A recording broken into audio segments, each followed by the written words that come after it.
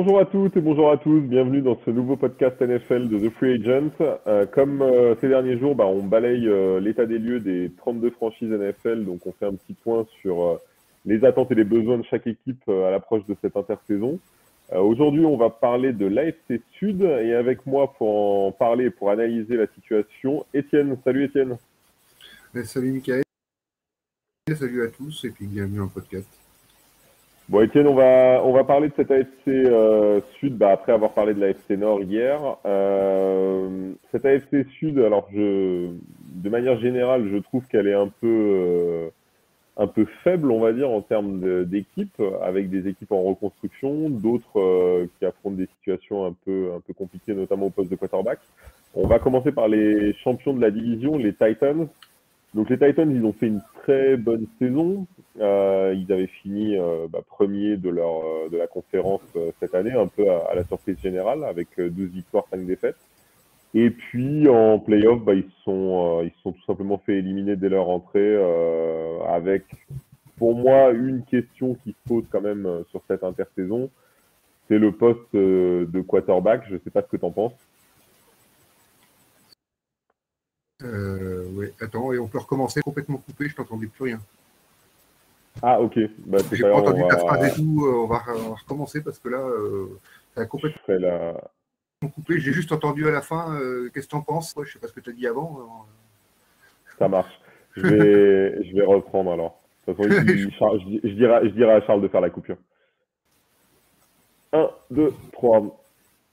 Donc dans cette AFC Sud, Étienne, on a une équipe, les champions de division, les Titans, qui ont terminé avec 12 victoires, 5 défaites. Ils ont fini premier de la conférence AFC. Malheureusement, en playoff, ils se sont fait éliminer dès leur entrée en lice. Et il y a plusieurs questions à régler du côté des Titans, mais pour moi, la principale question, la première à régler, c'est le poste de quarterback avec un Ryan Tannehill qui n'apporte aucune garantie, en tout cas pour le moment, du côté de Tennessee. Je ne sais pas ce que tu en penses. Aucune garantie, peut-être pas, t'es dur un peu quand même, parce qu'il fait quand même quelques bons matchs. C'est pas aucune garantie. C'est dans ce jeu-là, il est habitué à jouer dans ce jeu-là.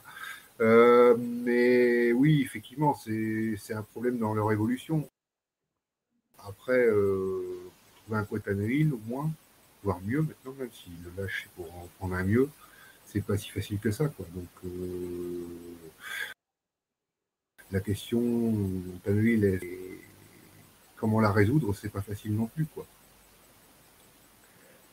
Oui, c'est clair. Alors, surtout qu'en plus, au-delà de l'aspect sportif, avec Tan Hill, il y a aussi un aspect financier. Il a un très très gros contrat. On parle de 38, un peu plus de 38 millions pour cette année. Donc c'est vrai que ça pèse quand même. Maintenant, moi j'ai le sentiment avec cette équipe que, premièrement, on est sur une équipe qui va dominer, je pense, encore la division parce que en dessous, que ce soit les Colts ou les Texans ou les Jaguars, je les vois pas encore venir concurrencer pour le moment Tennessee, en tout cas pas cette année. Mais il leur manque quand même un truc encore, je trouve, pour aller au Super Bowl. Et j'ai vraiment cette sensation que c'est à ce poste-là, que ça se joue. C'est vrai que il y avait eu un move qui avait été fait par les Titans en faisant venir Julio Jones. Bon, Julio Jones, il a été pas mal blessé. Et au final, le rendement sur le jeu de passe a vraiment pas été, je trouve, exceptionnel. Je suis un peu sévère avec Tan Hill parce qu'en plus, il a bénéficié d'un point, c'était la blessure de Derek Henry, qui a justement, on s'attendait à les voir beaucoup plus jouer à la passe. Et au final, moi j'étais un peu déçu en fait parce qu'on n'a pas vu grand chose derrière sur le jeu de passe. Ouais, mais c'est pas facile quand tu as une structure avec une équipe qui est tellement axée sur le jeu de course que de changer tout en milieu de saison pour passer sur un jeu beaucoup plus axé sur la passe. On n'est pas habitué à jouer tant de ballons que ça, donc c'est aussi ça qui est compliqué. C'est aussi pour ça que Vrabel a été élu coach de l'année parce qu'il a bien su gérer malgré tous leurs blessés leur place. Mais ouais, c'est passé le niveau. Mais c'est vrai que Tannehill, tu vois qui comme meilleur qui est possible à aller chercher, quoi. C'est toujours le Wilson, mais Il y en a pas 50 000 de disponibles, quoi. Non, non, c'est vrai. Alors, il y en a pas 50 000. Après, je sais pas si, pour moi, il y a des quarterbacks peut-être qui pourraient faire le job un peu mieux que Hill. Je pense à un Derek Carr, par exemple. Je me dis un Derek Carr dans une équipe comme ça, avec cette équipe-là, peut-être que ça pourrait un peu plus marcher. Alors évidemment, à voir comment ils vont se renforcer. C'est vrai que au niveau des receveurs, tu as AJ Brown et Julio Jones surtout. Ils ont 3 tight ends en fin de contrat, donc il va falloir aussi un peu bosser sur ce poste-là. Mais pour moi, oui, un joueur comme Derek Carr, par exemple, c'est totalement quelqu'un que je verrais dans une équipe comme celle-là, pour faire un peu ce qu'ont fait les Rams, hein, c'est-à-dire aller chercher un quarterback. Parce que Carr et Stafford, je les mets à peu près sur le même niveau. Et je verrais bien, tu vois, un Carr venir là et voir ce que ça peut donner, parce que Hill, je suis vraiment pas convaincu, et même dans ces années précédentes, quand ils sont allés en playoff, on l'a jamais vu non plus briller réellement au sein de cette équipe. Et ils ont une dépendance à Derek Henry qui est très forte. Alors forcément, il est très bon, mais ça me paraît trop. Je pense qu'il faut vraiment trouver un quarterback qui peut supporter le jeu de passe un peu plus. Ouais, bah, tu viens de me donner une idée d'ailleurs, en parlant de l'échange de Stafford. Ouais, le seul qui pourrait apporter un truc, ce Derek Carr, je vois pas les Riders sur l'île. Pourquoi pas aller chercher Jared Goff? Ils veulent s'en débarrasser, eux, ils récupéreraient Tannehill, ils seraient pas mécontents aux Lions d'avoir Tannehill. Ouais, par exemple. Jared Goff, quand il a une bonne ligne offensive, ce qui est assez solide quand même, parce qu'il ne débrouille pas trop mal en ligne offensive quand même aux Titans, même s'il va falloir qu'il bosse un petit peu dessus. Avec Jared Goff, un contrat un peu plus faible, il gagne du cap space. Avec Jared Goff, lui, quand il a une bonne ligne, il sait balancer, il sait faire des choses propres. C'est jamais exceptionnel, on est d'accord. Mais là, si on se rappelle la saison avec les Rams, il a coureur, et donc quand il a un bon coureur derrière lui, avec un jeu qui peut jouer sur la play action, il peut être dominant, Goff, sur ce limité, mais là, il peut faire. Pourquoi pas aller chercher un mec comme ça? Mais Derek Carr, j'y crois pas une seconde. C'est vrai que ce serait Non, une bonne non, note, mais Carr, c'était plus au niveau du profil, mais c'est vrai que Carr, ce sera très compliqué de le faire bouger de Las Vegas, ça c'est sûr. Mais c'est plus en termes de profil.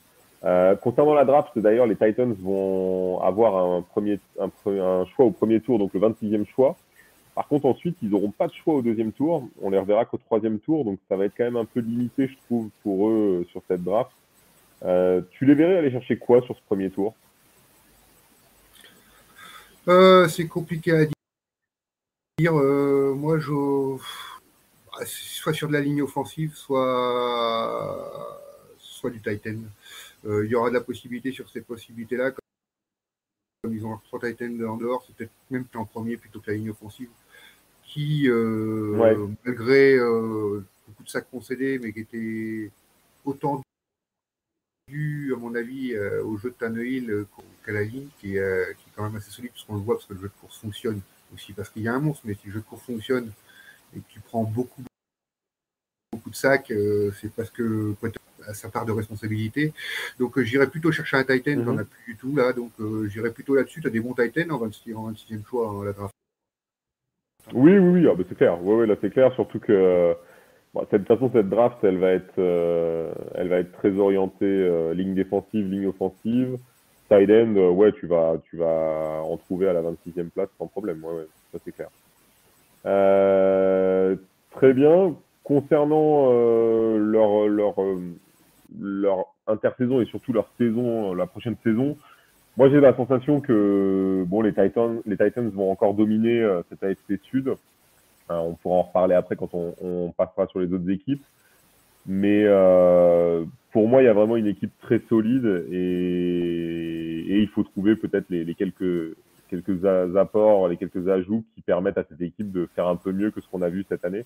C'est vrai qu'ils nous ont un peu déçus en playoff, alors qu'il y a une défense quand même qui est solide, mais c'est vrai que l'attaque n'a pas forcément eu un rendement exceptionnel sur ces playoffs et sur cette année même.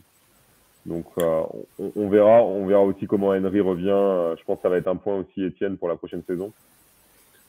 Beaucoup handicapés par les blessures quand même, donc ils avaient plus de 50 blessés au moment, je me rappelle, c'était hallucinant, c'était l'équipe la plus blessée de NFL et sur les Ravens hier. Voilà, c'est aussi peut-être à travailler dans le staff technique, dans le staff médical sur ce point-là, parce que c'est pas normal quand on arrive blessé, c'est pas que la malchance, quoi. Donc pour moi, hein. Donc je pense qu'il y a aussi peut-être du travail à faire là-dessus. Ils ont un jeu exigeant parce que beaucoup de courses, avec Derrick Henry qu'il faut protéger, qu'il faut. Voilà, c'est très exigeant physiquement. Leur jeu, les passes sont. C'est vrai que peut-être les luttes sont pareilles, les receveurs doivent être à la lutte tout le temps, même si quand ils créent de la séparation, ils se retrouvent quand même à la lutte. Donc c'est vrai que c'est un jeu exigeant physiquement sur cette équipe. Voilà, peut-être un staff médical pour rester là-dessus parce que on peut avoir 2 saisons de suite à 50 blessés. Ça va être limité. Oui, non, c'est clair que ça, ce sera très compliqué à gérer, oui, c'est clair. Concernant les agents libres, pour moi, il y a un gros dossier chez eux, c'est Aaron Landry qui va être agent libre, qui est le meilleur stacker de l'équipe. Je pense que ça, c'est un joueur qu'ils doivent en tout cas essayer de conserver à tout prix, selon moi. Je ne sais pas comment tu vois les choses, mais à mon avis, ça sent le gros contrat pour lui sur cette free agency. Ouais. Oui, je pense aussi. Bon, ils n'ont pas trop de cap space, mais ils vont pouvoir restructurer. Ça va vite restructurer parce qu'ils sont à moins 6-9. Donc, Ouais. c'est pas très compliqué de remettre un peu. Je pense que, non, je pense que ça va se faire sans problème à la suite. Ils ont une escouade défensive qui avait l'air assez soudée toute la saison, de toute manière. Donc, je pense qu'ils ont envie de rester ensemble et de se remettre. Leur défaite au premier tour, tu as envie d'y montrer, mince, on n'est pas fini premier pour rien. On s'est planté cette année. C'est clair. Mais on veut continuer aussi. Je pense qu'il y aura un effectif qui doit être dans cette idée-là, quoi. Ouais, je suis complètement d'accord avec ça, ouais, tout à fait. On va passer à une autre équipe de cette division AFC Sud, à savoir les Colts d'Indiana, qui ont fini donc à 9-8, 9 victoires, 8 défaites. Les Colts, ils ont une intersaison, à mon avis, qui va être assez mouvementée. Beaucoup d'agents libres, Eric Fisher, T.Y. Hilton, Glowinski, Xavier Rhodes notamment, Mo Cox, Zach Pascal, Marlon Mack, ça fait vraiment du monde. Il y a beaucoup de cap space, il y a 37 millions, et il y a toujours une question en suspens qui est encore un peu différent des Titans, mais c'est la question du quarterback, Étienne. L'avenir de Carson Wentz, il est venu pour, en tout cas, on attendait, il venait pour remplacer Philip Rivers et c'était un petit peu un pari des Colts. Le pari n'a pas forcément très bien marché, je sais pas ce que tu en penses. Oh, il y a eu du bon et du moins bon. Sa blessure a coupé sa saison, sa blessure. Et sa blessure a coupé un peu sa saison. On le félicitait quand même pas mal avant sa blessure. Et c'est vrai que c'était bien. Il a fallu un peu un système de jeu d'école s'ils avaient démarré par 3 ou 4 défaites. Et après, il s'est mis dedans et c'était beaucoup, beaucoup mieux. C'était très intéressant ce qu'il faisait. Et après, sa blessure, donc je sais pas trop. Ouais, c'est compliqué. J'ai toujours envie d'y croire, moi, mais il est très blessé après. Je sais pas ce qu'ils veulent en faire, ce qu'ils veulent faire. C'est pareil, trouver quelqu'un. C'est bien de dire que tout le monde a top 5, mais c'est vrai, effectivement, tout le monde veut un quarterback top 5, mais tout le monde ne l'aura pas. Donc, quand tu as un Carson Wentz avec un gros contrat, qu'est-ce que tu penses? Autant le garder plutôt que de le couper, parce que a coûté 28 millions dans le budget. Moi, je préfère le garder. Hein. Parce que moins de 28 millions, ça ne voit pas trop d'intérêt. Alors, s'ils le coupent, ça leur coûtera 15 millions. Trade, évidemment, enlèverait le salaire complet du budget d'Indianapolis, mais surtout, il ne faut pas oublier que les Colts n'ont pas de premier tour à cette draft. donc ils entreront qu'au deuxième tour.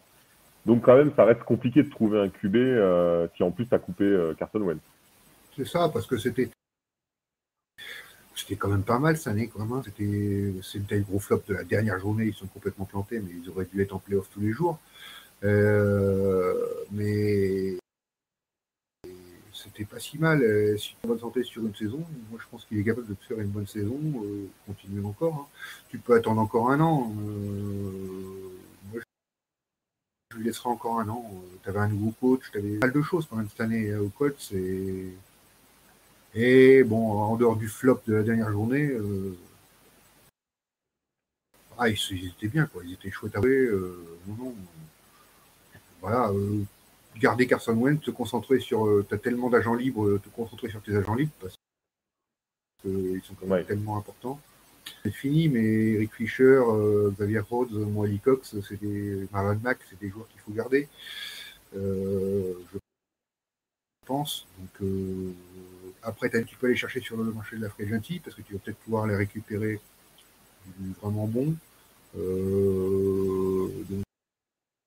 Avec l'argent que tu as. Donc, moi, je laisserai une deuxième saison à Carson Wentz, mais c'est mon avis personnel. Je ne suis pas encore GM des Colts. Mais... Ouais, je suis d'accord avec toi, surtout que je vois pas beaucoup de possibilités pour eux pour remplacer Carson Wentz. À mon avis, bon, là ils ont trouvé leur running back, hein, Jonathan Taylor, pour la prochaine saison. C'est clair, c'est du très solide.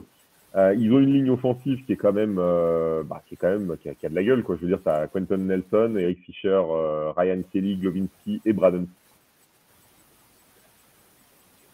Quoi, mais s'ils peuvent garder soit Fisher, soit Glovinski pour de la continuité et peut-être en remplacer un des deux, ce sera à mon avis une belle option.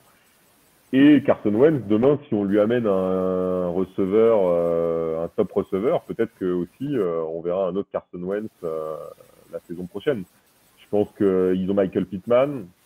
Ils vont peut-être essayer de garder. Alors c'est vrai que là t'en as trois. T'as Zach Pascal, Mo Cox et T.Y. Hilton qui vont être en fin de contrat. À mon avis, certains vont rester, d'autres vont partir. Mais si tu ramènes un très bon receveur dans cette équipe, ça peut vraiment donner une arme supplémentaire à Carson Wentz et peut-être qu'on le verra dans d'autres dispositions.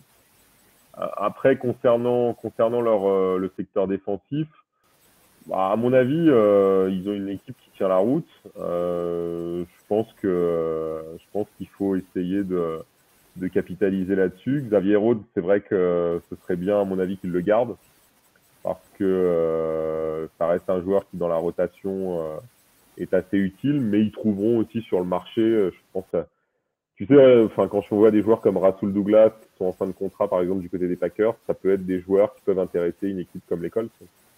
Oui, bien sûr, ça va venir, il va être courtisé, hein, vu la fin de saison qu'il a fait sur les.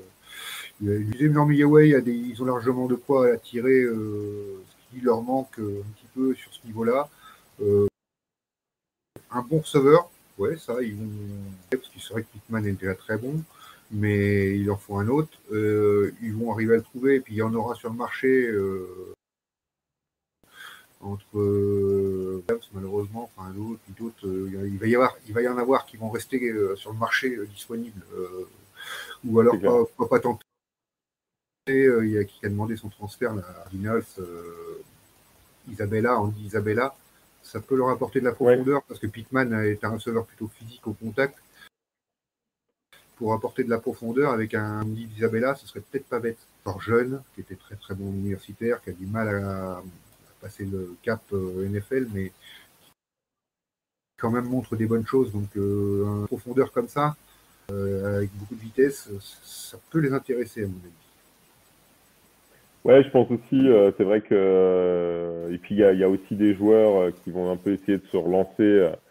Je pense même à un Allen Robinson, hein, on ne sait pas trop ce que ça va donner. Mais oui, je suis d'accord avec toi, il y a du monde et ça, je suis pas très inquiet sur le poste de receveur. Ils vont trouver même un Cedric Wilson, même ce genre de joueur, ça peut le faire sans aucun problème. Après, bon, sur le reste, je pense que de toute façon, les Colts, c'est le vrai rival des Titans sur sur cette saison. À voir comment ils manœuvrent l'intersaison, mais bon, la draft leur apportera rien puisque de toute façon, on les verra pas avant le 47e choix. Donc à mon avis, il faut qu'ils se concentrent, comme tu le disais, sur les agents libres et voilà, donner un peu de profondeur à certains postes, exactement comme t'en parlais. Etienne, on va passer à la troisième équipe de cette division, les Houston Texans, qui eux sortent d'une saison chaotique après les problèmes judiciaires de Deshaun Watson, qui ne sont pas finis d'ailleurs. Ils ont fait une saison à 4 victoires, 13 défaites. Alors au départ, on est parti du côté de Houston sur Tyrod Taylor au poste de quarterback.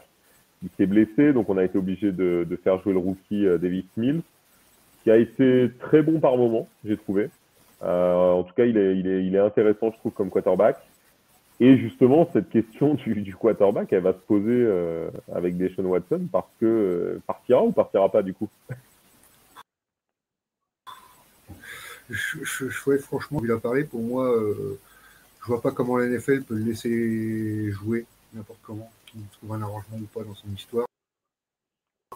Je vois pas comment ce joueur, parce qu'il est un super joueur que j'adore, qui est super beau à avoir joué, mais je crois que sa carrière malheureusement terminée.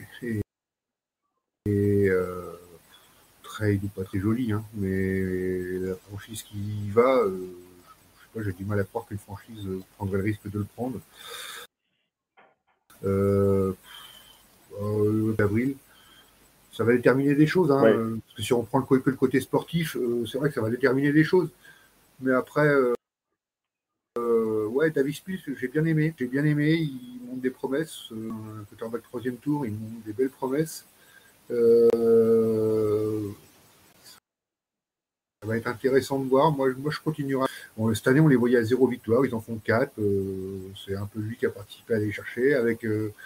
Ils étaient dans l'idée d'avoir repris pas mal. C'est pour ça aussi qu'ils ont pris pas mal de vétérans autour qui faisaient le boulot, Ouais. qui sont là aussi pour se montrer parce qu'il faut trouver un contrat derrière. Il y avait des courts contrats.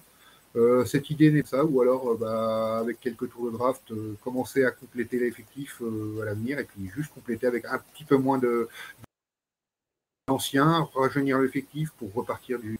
Il rechange d'entraîneur, je suis pas sûr que ce soit la bonne idée, mais bon. Moi, j'aurais laissé encore un peu plus cet entraîneur-là, mais bon. Voilà. Il y a moins à faire partout. Il y a des besoins partout, à tous les postes. C'est clair.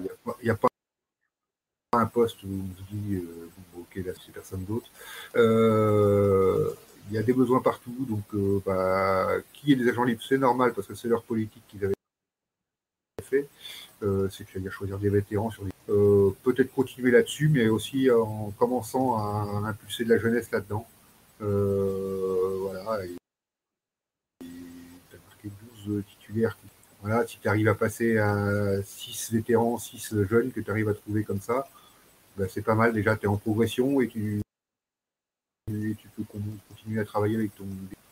Voilà, pour voir si vraiment il confirme les promesses, les petites promesses qu'il a. Enfin, petites. Non, les belles promesses qu'il a données. Non, moi je travaillerais comme ça pour eux à leur place, sans signer. Si, peut-être parce qu'apparemment Tyrod Taylor dans l'effectif, il y avait eu pas mal de choses sur quoi Tyrod Taylor au niveau coaching des quarterbacks et tout, même si lui il essaye toujours de trouver un poste de titulaire, mais c'est bon d'être remplaçant derrière Tyrod Taylor tous les ans quand même. Ouais. Mais une fois tu récupères la place, mais mais bon, non, mais ouais, non, c'est quand même. Ouais, c'est Amendola, Desmond King.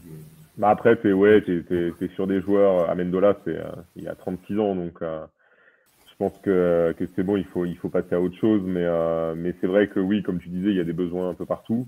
Déjà, ce qui va être quand même intéressant pour eux, c'est qu'à la draft, ils vont avoir un choix stratégique puisqu'ils ils vont sortir avec le troisième choix.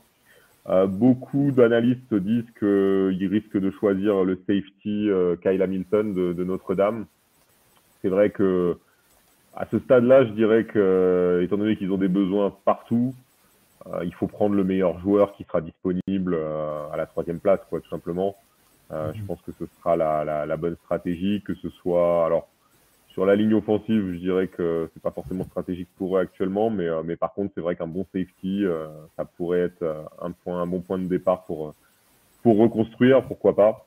De toute façon, il faudra des joueurs un peu partout, donc là pour moi, à part au poste de quarterback où effectivement, je continuerai avec Mills. Et puis on sait jamais. Alors de Watson, il y a quand même beaucoup d'équipes qui regardent. On sait jamais. Peut-être qu'ils pourront le trader à un moment donné et récupérer des choix intéressants de draft. C'est vrai qu'il y a beaucoup d'équipes qui regardent de ce côté-là. Comme tu le disais, hein, enfin, ça reste un joueur exceptionnel et juste incroyable à voir jouer.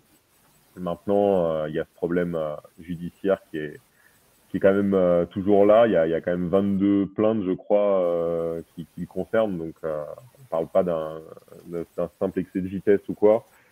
Donc, on verra ce que ça donne, mais c'est vrai il est aussi possible qu'on ne le revoie jamais en NFL. Donc, ça peut aller vraiment d'un côté comme de l'autre.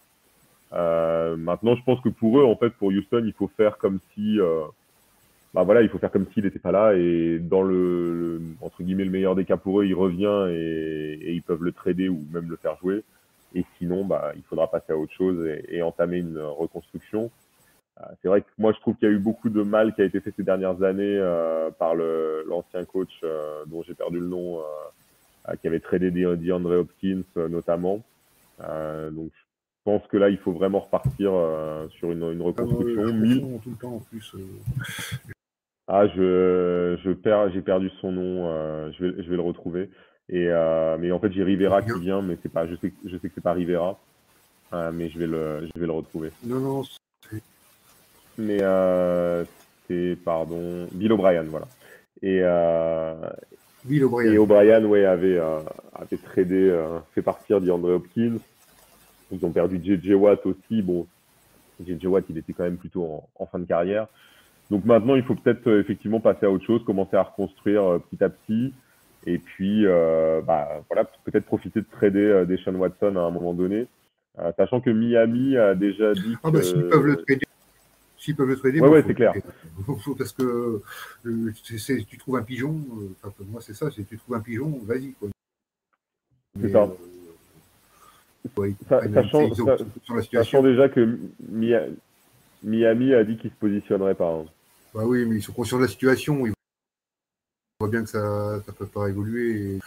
Enfin, je vois pas comment tu peux trouver un pigeon. Pour moi c'est fini. Je veux bien que là, on a vu 1 an de suspension pour des paris pour Calvin Ridley. C'est vrai que pour des frappés Ouais, une femme, ils mettent des petites suspensions. Mais là, on peut pas. On peut pas. C'est pas, non, c'est pas non, c'est possible. clair. C'est pas viable. C'est clair, c'est clair. Bon, à mon avis, en tout cas, pour les Texans, on sait que ça va être long. On sait que c'est pas, on les reverra pas tout de suite avec une équipe compétitive. Mais bon, il faut bien démarrer quelque part, donc bah, autant qu'ils commencent dès maintenant et surtout qu'ils voient s'ils ont vraiment trouvé leur quarterback, peut-être successeur de Watson avec Mills. Tout à Dernière fait. équipe de cette division, Étienne, les Jacksonville Jaguars. Alors pour moi, c'est une des équipes que j'ai envie de suivre parce que il y avait beaucoup de promesses avec l'arrivée l'année dernière de Trevor Lawrence et de Urban Meyer. Au final, la mayonnaise n'a pas pris et Urban Meyer est parti, a été viré après une saison, je dirais mauvaise. C'est même pas tant les résultats parce que 3 victoires, 14 défaites, bon, à la limite, mais c'est surtout les performances en fait et le jeu développé qui a vraiment laissé à désirer. Surtout qu'on attendait beaucoup plus de ce coach et on pensait qu'il exploiterait beaucoup mieux le potentiel de Lawrence. Cette année, on repart avec Doug Peterson, ex-coach des Eagles. Comment tu vois justement cette intersaison ou du côté de Jacksonville, on a beaucoup de masse salariale dispo. On a des agents libres, mais pas vraiment de joueurs stratégiques à part peut-être DJ Shark. Ouais, j'ai Sharp Donc quand même. comment tu vois les choses? Ouais, c'est Shark, je pense, le joueur le plus important. Ouais. Ouais. Mais ouais, bah, tu vois, ce qu'on s'amuse de voir des fois en NBA et tout, on entend l'équipe Popcorn et tout qui va être sympa à avoir joué. Et ben je pense qu'eux peuvent l'être. Ça me l'équipe surprise de cette année, parce que Doug Peterson, il sait structurer les choses, il sait construire avec un jeune quarterback, il l'a fait déjà, il avait fait des belles choses avec Carson Wentz, on a parlé tout à l'heure. Non, c'est très intéressant ce move de prendre Doug Peterson, je pense que c'est un très bon choix. Il y a des possibilités, ils vont retrouver quand même Travis Etienne. Oui. Qui est un très très bon running. Alors ils vont trouver parce qu'il n'a pas joué un seul match l'année dernière. Oui, ils vont le trouver, ouais. Donc qui avait quand même les deuxièmes meilleurs résultats de l'histoire pour un running back au combine. Donc, il est très très solide, il est très bon, il a une très bonne connexion avec le Lawrence parce qu'ils jouent ensemble en faculté, enfin en université. Voilà, donc je pense que ça va apporter beaucoup. En plus, c'est un qui réceptionne beaucoup de ballons et très bien. Donc ça va leur apporter une force en plus. Toute personne sait travailler sur des jeux de ce va être très intéressant. Il y a des besoins effectivement sur la ligne offensive. Il faut compléter ces lignes absolument. Protéger Lawrence et tout. Il peut gagner un pas d'avance. Il a des choses à travailler, mais il avait fait un article récemment sur sa précision de passe et ses problèmes qu'il avait vraiment par rapport à l'impression qu'on avait, mais par rapport à d'autres quarterbacks rookies, il était un peu en dessous dans sa qualité de passe, donc il y a du travail à faire. Mais bon, s'il veut confirmer tout ce qu'on lui promet, ça peut être une deuxième saison à la. Moi, je vais le comparer, que je me ferai taper dessus dans un an parce que je me serais trompé. Du Joe Burrow, quoi. Faire une deuxième saison un peu de ce style-là. Et voilà, il peut exploser comme ça, là, avec un coach un peu plus solide, qui s'y connaît bien, qui a n'importe quoi quand même, capable de faire bien, mais il a fait n'importe quoi et c'est parti en vrille.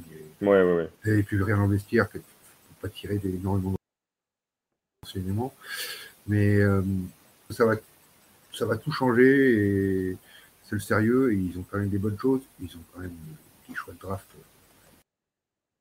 premier, quoi, surtout, qui est très important. Et largement leur pass rush en défense, parce que c'est là-dessus aussi qu'ils vont le faire. Ils vont absolument le prendre là en premier choix de draft. Donc après, tu es en premier choix tout le temps. Enfin voilà, donc tu vas pouvoir bien compléter. Tu as énormément de cap space. Peut-être que ça peut attirer des bons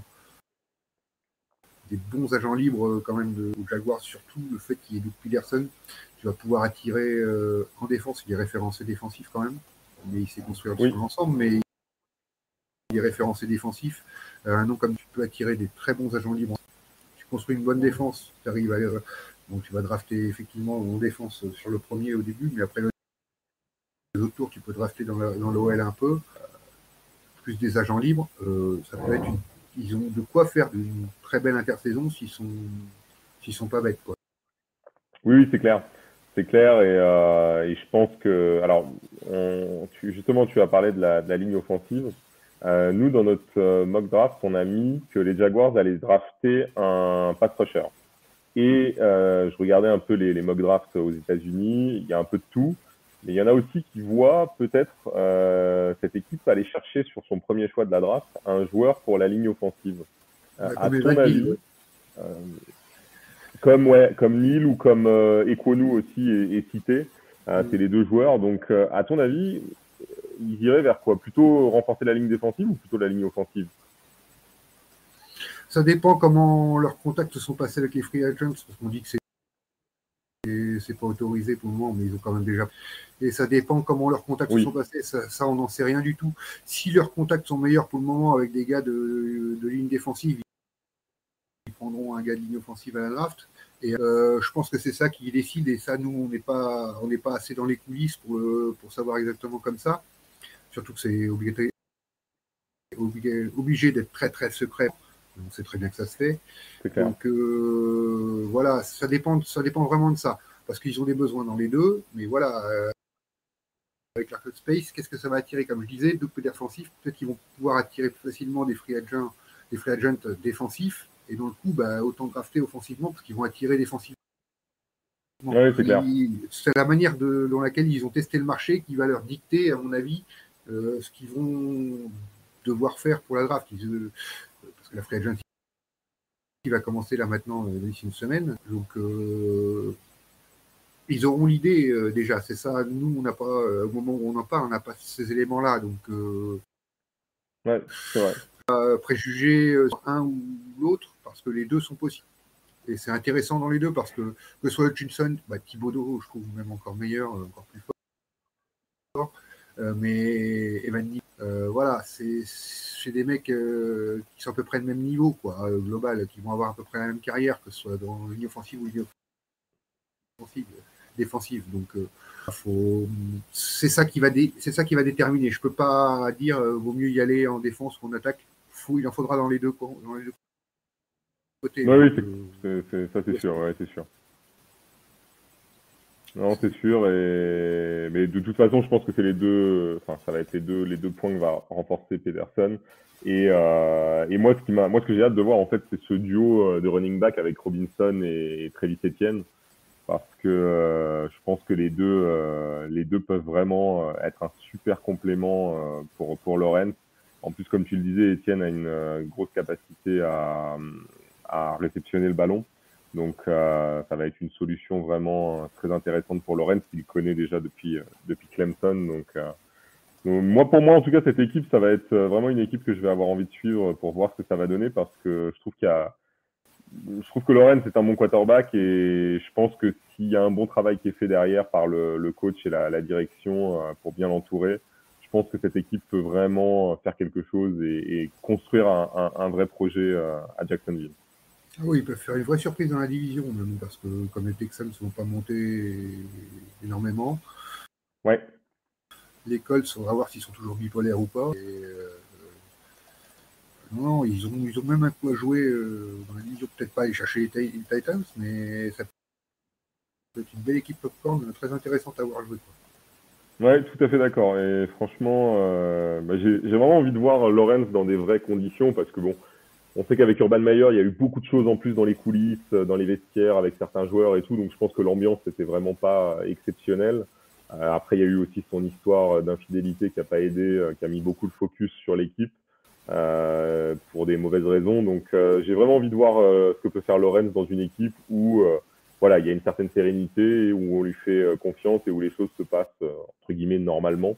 Donc ça va être à mon avis très très intéressant à voir.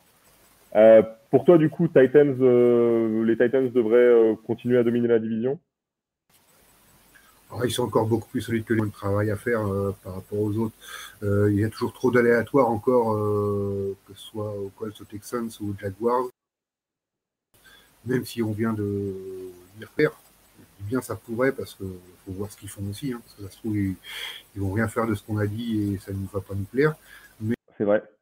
Mais non, ils lancent sur tout le monde. Ou alors c'est peut-être plutôt les autres qui ont trop de retard. Mais voilà, donc il y a vraiment trop de choses à reconstruire, trop d'aléas pour le moment. Les Titans ne vont pas être inquiétés dans cette division. Ouais, je crois pas non plus. Je crois pas non plus. Je crois que ça reste très très solide du côté de Tennessee. Et comme tu le disais, oui, la bonne surprise serait les Jaguars, parce que je pense qu'il y a un beau projet à monter avec des joueurs, des bons joueurs là-bas. Donc, à mon avis, oui, ça peut être vraiment la petite surprise dans cette division. Parfait, Étienne. On en a terminé pour cette AFC Sud. Je te remercie pour toutes ces analyses, et je remercie aussi tous nos auditeurs. N'oubliez pas qu'on se retrouve sur le site pour tous nos articles et sur les réseaux, sur Twitch avec nos lives, nos émissions. On continuera à débriefer donc les divisions qui nous restent en AFC. Il nous en reste 2. On continuera à les débriefer via le podcast, et vous retrouvez les articles et nos analyses écrites sur ces divisions sur le site. En attendant, portez-vous bien et merci à tous. À bientôt. Merci à tous. Bonne journée.